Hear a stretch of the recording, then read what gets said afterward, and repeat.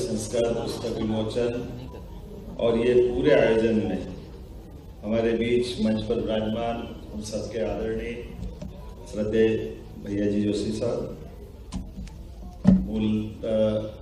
आप हम सब के लिए मालवा, मध्य प्रदेश और देश का गौरव है। मैं आपका अभिनंदन करता हूं। मध्य प्रदेश सरकार की और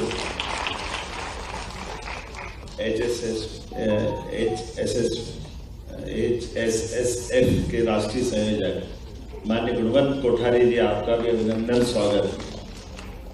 माननीय विनोद अग्रवाल जी, हमारे सबके सुपरिचित इंदौर के और पूरे प्रदेश के गौरव हैं। मंच पर विराजमान डॉक्टर अनिल गर्ग जी, डॉक्टर सीमा गर्ग जी, जिनकी सुंदर पुस्तक और प्रस्तुतिकरण हुआ, आपका भी अभिनंदन।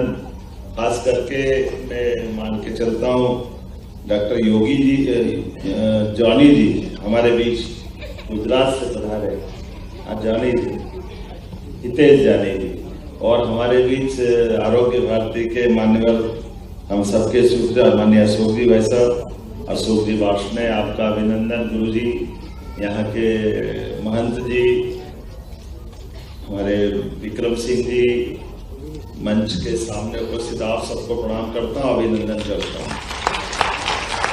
कई कार्यक्रमों में जाने का मौका मिला, कई प्रकार से हम कार्यक्रमों में शामिल होते हैं, लेकिन सच्चे अर्थों में हमारे आज के इस कार्यक्रम में नए प्रकार से जिज्ञासा का समाधान भी हुआ, ज्ञानवर्धन भी हुआ और भविष्य की पीढ़ी को मजबूत करने का ये वाकई अद्भुत कार्यक्रम है। मैं अपनी ओर से बधाई देना चाहता हूँ। इस अवसर पर मंच के सामने विराजमान पद्मश्री नारायण व्यास जी, हमारे मंत्री माननीय तुलसीराम सिलावट जी, सभी पदाधिकारीगण और आप सब, भैया जी के बोलने के बाद अब कुछ बचा नहीं है, सारी बातें इसमें करीब करीब आ गई है। हम सब जानते हैं हमारे यहाँ तो परमात्मा की दया से हजारों लाखों साल से हमारी संस्कृति, ये हमारे अगली पीढ़ी के परिवार के अंदर अमरता की कोई निशानी है, तो वो हमारी संतान है, जिसके कारण से ये वंश वृद्धि की धारा आगे बहती रहती है। ये हमारे लिए अलग प्रकार का इस सनातन संस्कृति का अमरता का बीज मंत्र है, और इसके लिए हम दोनों तरह से जानते हैं। इस बीज मंत्र का नाम गोत्र के माध्यम से भी ध्यान में आता है, जो अमरता के नाते से हम सबको आगे वंश को वृद्धि करने के साथ मानवता के लिए ये सदैव हमारे लिए पुण्य प्रशस्त मार्ग है, जिस आधार पर वैसे तो सारी बातें इसमें आई है, सब प्रकार के ढंग से और हमारे अतीत के उदाहरण से भी कितने अच्छे प्रकार से आपने डॉक्टर साहब आपने इसको समझाने का प्रयास किया, और मैं बधाई देना चाहता हूं। संगीत के माध्यम से हम जब वो सुनते थे अभिमन्यु की कहानी, तो वो तो सार्थक कर दिया आपने कि अभिमन्यु ने अगर मंत्र सुना होगा तो ऐसे अष्टावक्र बारे में भी आता है। अष्टावक्र ने अपने पिता को गर्भ से ही चुनौती दे करके, और एक बार नहीं 8 बार उन्होंने अपने उदाहरणों से खंडन किया। तो ये अलग बात है कि पिता को गुस्सा आ गया, तो उन्होंने कहा तेरे जो भी कुछ कष्ट हुआ होगा वो अपन समझ सकते हैं, लेकिन मैं मान के चलता हूँ कि ये वाकई अद्भुत समय है, और ये सही समय आज के इस समय में तमाम प्रकार की अलग अलग प्रकार के आकर्षण की दुनिया के बीच हमारे लिए परमात्मा का प्रसाद, हमारी ये जो अपनी वंश वृद्धि की धारा जहाँ से निकलती है, सच्चे अर्थ में वही राष्ट्र निर्माण की धारा में निकलती है। ऐसे समय में इस दौर से क्या क्या सावधानी रखना चाहिए, और अब तो ये वास्तव में सोनोग्राफी और तमाम चीजों से परिलक्षित भी हो जाता है, दिख जाता है। मुझे इस बात की प्रसन्नता है, मेडिकल फील्ड के लोग, खासकर एलोपैथी वाले लोग भी अब अच्छे से मान रहे हैं। मेरी बेटी स्वयं गायनोलॉजिस्ट है, वो भी हॉस्पिटल में गर्भ संस्कार कराती है हर एक, और कोशिश करती है कि हर एक जिसकी डिलीवरी वो नॉर्मल डिलीवरी हो। आज का ये जो कई बार आरोप लगता है, तो ये जिस तरह से जितने अच्छे प्रकार से हो सकता है उसको करने की जरूरत है। ऐसे में दिव्य संतान प्रकल्प के इस पूरे आयोजन के लिए मेरी शुभकामना भी है। आपने कहा कि विभाग की ओर से, सरकार की तरफ से इसमें हमारा भी बजट प्रकाश हो जाएगा, लखनऊ करेगा तो मध्य प्रदेश थोड़ी पीछे रहेगी।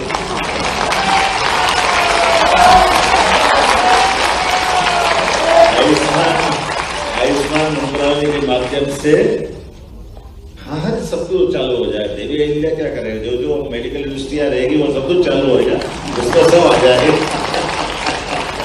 तो उच्च शिक्षा के हमारे दोनों विभाग, खासकर आयुष भी और एलोपैथिक भी, जहां भी हमको लगता है और आगे चलकर के जो हॉस्पिटल की डिजाइन बनेगी उसमें गर्भ संस्कार के भी कक्ष बना करके उसको भी स्थायी रूप से करने का प्रयास करेंगे। मेडिकल के फील्ड में हमारी सरकार बहुत सारे प्रकार से काम कर रही है। आयुर्वेदिक में भी आजादी के बाद पहली बार ऐसा हो कि हमारी सरकार बनने के बाद ही हमने 13 नए आयुर्वेदिक कॉलेज खोलने का निर्णय किया और एक साल में 8 आयुर्वेदिक कॉलेज खोल दिए। ये इस तरह से, क्योंकि ये बात सही है कि हमारे यहाँ तो परमात्मा की दया है, वन्य संप्रदा भी इतनी अच्छी है, भौगोलिक दृष्टि से फॉरेस्ट का पूरा बेल्ट, जबरदस्ती एलोपैथी की क्यों खोलना चाहिए? जहाँ आयुर्वेद की संभावना आयुर्वेद होना ही चाहिए। और आज का इस दौर में हमने देखा, अभी कोविड के थोड़े दिन पहले की तो बात थी, सारे प्रश्नों के उत्तर कहाँ से निकल के आए? आयुर्वेद के काढ़ा से तो आए कि अभी पहले इलाज तो कर लो, जिंदा रह जाओगे, आगे दवाई की रिसर्च हो जाएगी, वायरस का पता चल जाएगा। लेकिन वो तो जो दौर था कि आज तो जिंदा रहने की ताकत मिले और मरीजों को अच्छा रखने के लिए अच्छे चिकित्सकों ने, सबने, और उस दौर में सच में मैं एलोपैथिक वालों को भी धन्यवाद दूंगा, उनने आयुर्वेद वालों को भी अपने साथ खड़े रह करके उस संघर्ष के दौर में सबने मिलकर के मुकाबला करने का निर्णय किया। और हम सब देखते हैं बदलते दौर में कि आज अपने इस क्षेत्र के अंदर, शहरी क्षेत्र में तो अवसर आया, लेकिन ये हमारी किचन की माया, हल्दी किचन के अंदर जो आपका अपना भोजन की प्राचीन पद्धति और क्या क्या उसमें किस प्रकार से हमारे भोजन के अंदर हजारों साल की परंपरा थी कि हमारे ग्रामीण अंचल में बगैर कोई कष्ट के भी उस कठिन दौर को निकाला।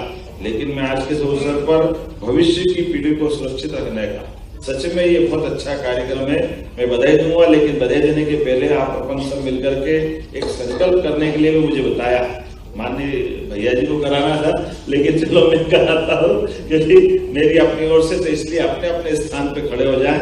आज हमारा बजट का भी कार्यक्रम चल रहा है, सरकार से भविष्य की हमारी दिशा क्या बनेगी, तो एक बार जोरदार अभिनंदन माननीय मोदी जी के लिए।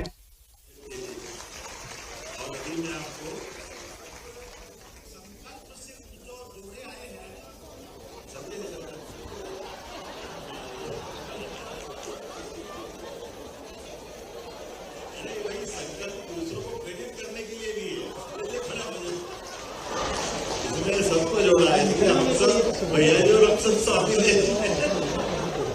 इसमें सबको करो, जिनको लेना वो भी ले, और जिनके परिवार में आने वाला शुभ का संतान का योग है वो भी अपने परिवार के साथ आनंद मनाए, नहीं तो पड़ोसी और बाकी लोगों को प्रेरित करे, उसमें क्या तकलीफ।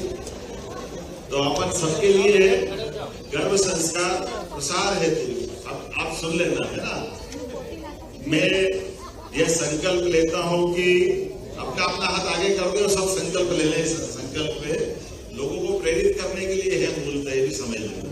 मैं आज ये संकल्प लेता हूं कि मैं समाज में गर्भ संस्कार के ज्ञान का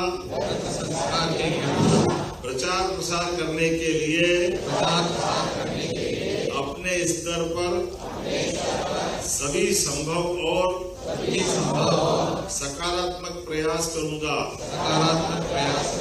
मैं उन दंपतियों तक यह ज्ञान पहुंचाने का संकल्प लेता हूं कि जो अपनी गोद में स्वस्थ, संस्कारित और दिव्य संतान का आगमन चाहते हैं। मेरा यह प्रयास परिवार को संयुक्त, देश को सुसंस्कृत, सुरक्षित और सशक्त, समृद्ध और विश्व को प्रेम, करुणा और शांति से भरने की दिशा में होगा। मैं यह शपथ निष्ठा और श्रद्धा और सतत प्रयास के